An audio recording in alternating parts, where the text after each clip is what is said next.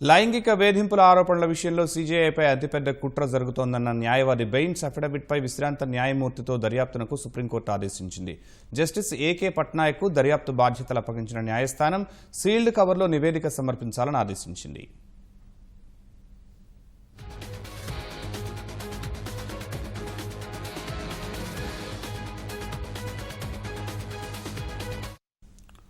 భారత ప్రధాన న్యాయమూర్తి జస్టిస్ రంజన్ గొగోయ్పై సుప్రీంకోర్టు మాజీ ఉద్యోగిని చేసిన ఆరోపణల వెనుక పెద్ద కుట్ర దాగుందన్న ఆరోపణలపై నిగ్గు తేల్చేందుకు సుప్రీంకోర్టు సిద్ధమైంది.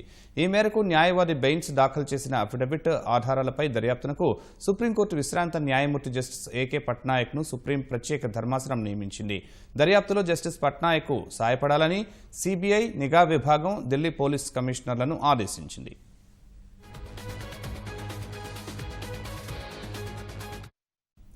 ప్రధాన న్యాయమూర్తిపై లైంగిక వేధింపుల ఆరోపణలకు సంబంధించి అతిపెద్ద కుట్ర జరుగుతోందని, సుప్రీంకోర్టు ధర్మాసనాలను నిర్ణయించేందుకు కూడా ప్రయత్నిస్తున్నారని న్యాయవాది బెయిన్స్ ఆరోపించారు. ఇందుకోసం తనకు పెద్ద మొత్తంలో డబ్బు ఇవ్వజూపారని బెయిన్స్ చెప్పారు. ఈ మేరకు ఆధారాలతో సహా అఫిడవిట్ దాఖలు చేశారు. తాను సమర్పించిన పత్రాల్లో సమాచారాన్ని ప్రివిలేజ్గా పరిగణించాలని ఆయన న్యాయస్థానాన్ని విచారణ సందర్భంగా కోరారు.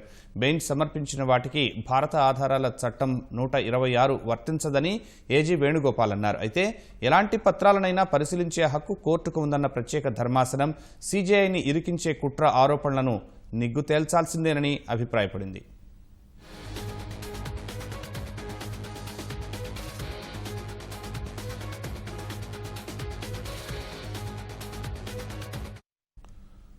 న్యాయ వ్యవస్థపై కుట్రలు చాలా తీవ్రమైనవన్న జస్టిస్ అరుణ్ మిశ్రా ధనం, రాజకీయ శక్తితో సుప్రీంకోర్టును ప్రభావితం చేయలేరనే విషయాన్ని దేశం మొత్తానికి చాటాలన్నారు.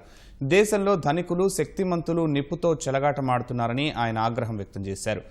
వారి ఆటలను ఆపుతామని వ్యాఖ్యానించారు. బెయిన్స్ అఫిడవిట్పై సీబీఐ, సిట్ దర్యాప్తునకు ఆదేశించే విషయమే నిన్ననే సీబీఐ, ఐబీ, ఢిల్లీ పోలీస్ కమిషనర్లను ఛాంబర్కు పిలిపించి మాట్లాడిన న్యాయమూర్తులు చివరకు జస్టిస్ ఏకే పట్నాయక్తో దర్యాప్తునకు ఆదేశించారు.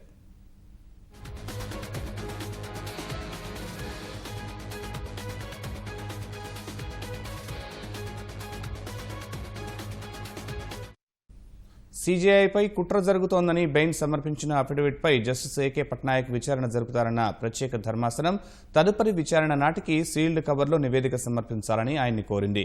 జస్టిస్ రంజన్ గొగోయ్పై మహిళ చేసిన ఆరోపణల అంశంపై జస్టిస్ పట్నాయక్ దర్యాప్తు చేయబోరని ధర్మాసనం తెలిపింది.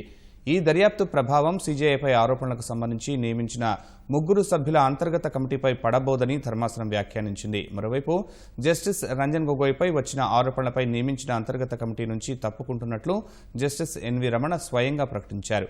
బాధిత మహిళ అభ్యంతరాల నేపథ్యంలోనే ఆయన కమిటీ నుంచి తప్పుకున్నట్లు సమాచారం.